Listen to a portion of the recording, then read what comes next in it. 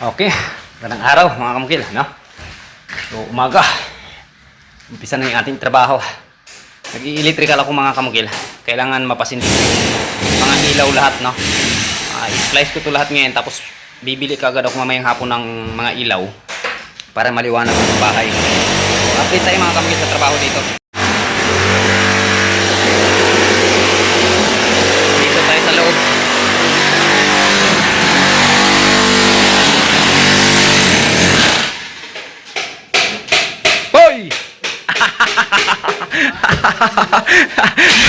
Suratan.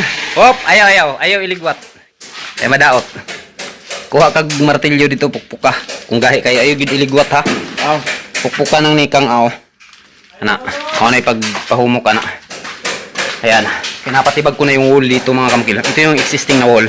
Nangyayari kasi dito, nag-extension tayo papunta dun palabas, no. Ito lang na part dito. Sinagad natin yung wall sa pader para ma-occupy na lahat ng may-ari itong kanyang lupa. So pinapasira ko na to, at itong sisirain na to itatambak natin dito sa likuran. Ano kung napapansin yung mga daming gamit na. So isa sa pinakamahirap mga kamukil na aatupagin ko o masasagupa ko pagka renovation itong mga gamit ng bahay. Dito natin siya itatambak, no? May ilaw na akong kinabit dito kahapon kasi nagpapalitada si Jimmy papunta dyan para maliwanag. So dito yan itatambak lahat ng mga tinibag natin dito. So yan lang naman yung wall na titibagin mga kamukil na konkrito. Ito na part dito. So doon sa labas, papansin nyo, ayan, nagpapalitada doon sa labas, tapos na yung pagpapipe. Tapos itong mga electrical na to mga kamukil, sa ilaw pa lang yan, wala pa yung ating outlet dyan. Inuuna ko itong mga ilaw para maliwanag na dito sa loob. Ayan, pagkatapos ko itong mga ilaw, isusunod ko kagad yung mga outlet nito. O, pinapatanggal ko yung dating panel board, pero dito pa rin natin siya ilalagay mga kamukil. Ang panel board na bago, papalitan lang natin ng brand new, no? So kinundim ko muna yung linyada dito para matrabaho to. Dito ko siya pansamantalang inilagay. O, kailangan ko kasing kailangan pa namin ng power supply para sa mga isasaksak namin ng mga tools. So, dito ko siya temporary, no? Pagka matapos na yon, ano papansin yung PVC dyan siya nakakabit to. Ayusin ko to, no? Ako mismo yung nagtrabaho sa electrical. Ayusin natin to, saan natin ipapadaan. Okay, unsa si pangita mga putol itong kabilya gapon ba? muwil imong gikuan dera dera tong mga gamit kini gamit na sa labas mga kamukil. Tingnan natin.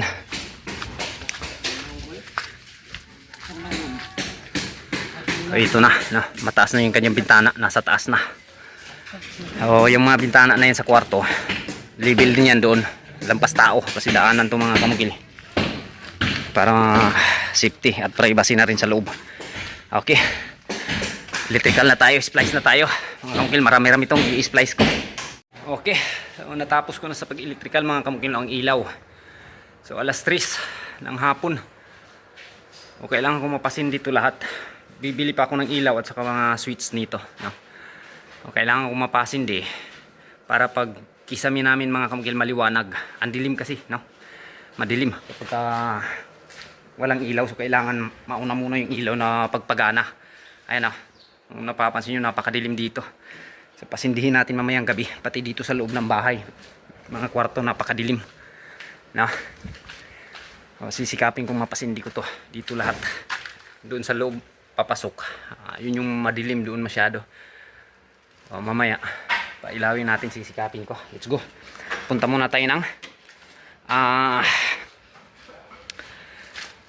bilihan ng mga ilaw mga kamukila. Hanap tayo ng medyo mura. Tingnan natin dito yung trabaho nila.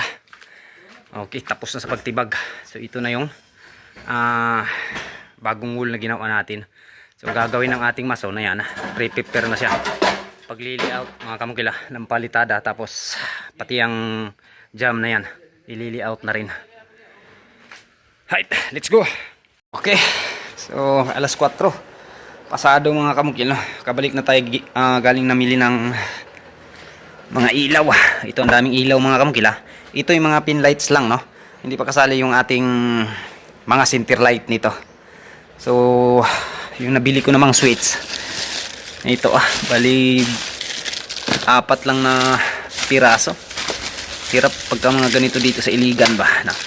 May mga switch sila dito pero focus yung mga brand, tapos ayaw ko kasi ng design ng focus na switch mga kamukil, no? Ang gusto ko ito Akare, tapos Ruyo, yun yung mga magandang design. Tapos ito sa Trigang, napilitan ako nito Philips, no? Mahal, napakamahal nitong Philips. Ito 300 plus to mga kamukil, ibig sabihin isang switch niya 100 plus yung piraso. Pero napakatibay nito, Philips kasi to, no? So wala kasing iba, ito yung magandang design na nakikita ko. Importante din kasi sa switch yung mga magandang design. Ano kasi yung focus, saka yung iba Oppo, medyo hindi ko ganda, hindi ko gusto yung mga design nila. So ikabit na natin itong mga ilaw na ito mga kamukil. Ito yung ikakabit muna natin, mga pin light, no?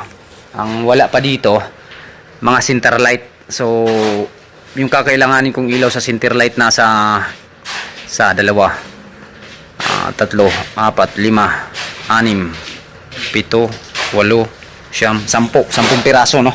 Ang kakailanganin kong center light.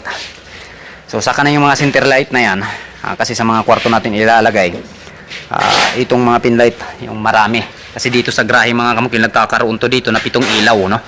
So sa tagiliran 3 yan. Dito rin sa tagiliran na to 3. May isa akong nilalagay dito sa pinaka center nya. Diyan, maglalagay tayo ng isa. Tapos dun sa perimeter natin sa pinakaharap, mayroon 2 dyan. Okay, umpisaan na natin. Kailangan mapasindi ko to ngayong gabi. Okay, yan. Magandang gabi na mga kamukil, oh.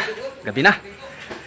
So ginabi tayo sa pagtrabaho nitong light electrical, no?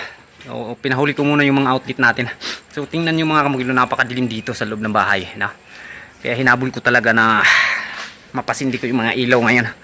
O dito, pasukin natin, oh. Napakadilim dito, no? So, dito natutulog yung kasama ko kagabi sa trabaho. Binangungot, no, sa sobrang dilim. Nag-iisa lang kasi. So ngayon gusto kong pasindihin. Tapos na tayo mga kamukil, ginabi tayo. Pasindihin natin dito sa pinaka-garage. Dito sa loob pala. Yan, no? So ito yung mga pin light, 3 pin light mangyayari dito na side. Bali 6 to, no? 3 dito sa kabila, 3 doon sa kabila. So itong 3 na to, isang switch. Tapos doon din sa kabila, isang switch din. Maliwanag na siya. So yung mga kwarto, kasi wala pa tong mga center light, saka na, pero kinabitan ni Jimmy ng isang pin light. So dahil wala tayong switch na nabili, splice lang muna. Ay, na ako'y napalit isa, Jim. Oh, Ano na to eh? dala. So, wala problema na, bisang magkabali-bali, okay lang na. So ang lalagyan ko naman ng ilaw mga kamukil, itong kwarto na to, tindahan, itong 2 kusina, may mga ilaw na yan, no? Mga pin light lang gamit natin. So maliwanag na, hindi na nakakatakot. Pati ang 2 kwarto na yan, at saka sa likuran, bukas paliliwanagin ko na itong bahay na to. Nadala na ako kagabi mga kamukil, binangungot yung kasama ko. Ngayon dito sa grahe, pasindihin natin. Nagkakaroon dito mga kamukil ng 6 na ilaw, no? Pampito dito sa pinakaharap, pero hindi ko pa kinabitan na kasi iba din yung pinanggalingan ng switch nito. May 2 ilaw dun sa labas, perimeter, 2 dito na perimeter, at saka doon sa kabila. So isang switch din ipapasindi ko, kasi kung papatayin tun sa grahe na 6 na ilaw, so itong 3 lang sisindi dun sa pinakaharap.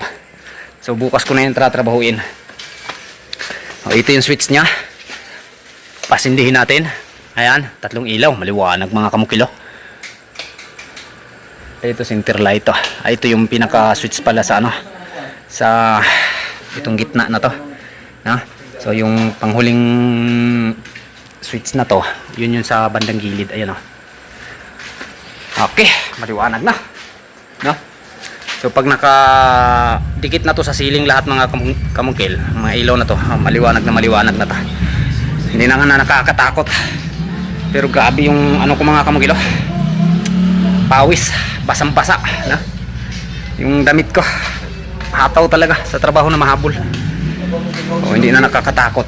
O, ang daming gamit mga kamukil. Ito lahat ililipat, ito ilalabas ko to pagka masilingan ko lang tong labas na to. So bukas tapusin ko muna bukas na araw yung electrical mula mga ilaw na hindi ko pa nakakabitan at saka outlet. So tatapusin ko bukas na araw tong electrical. Sa susunod na araw din pupurchase na ako ng mga materials dito. Pwede na magsiling at least while nagsisiling dito pwedeng pasindihin yung mga ilaw na yan para maliwanag pagka dating sa pwesto na dapat nang idikit yung ilaw sa ceiling natin, tatanggalin na lang muna na.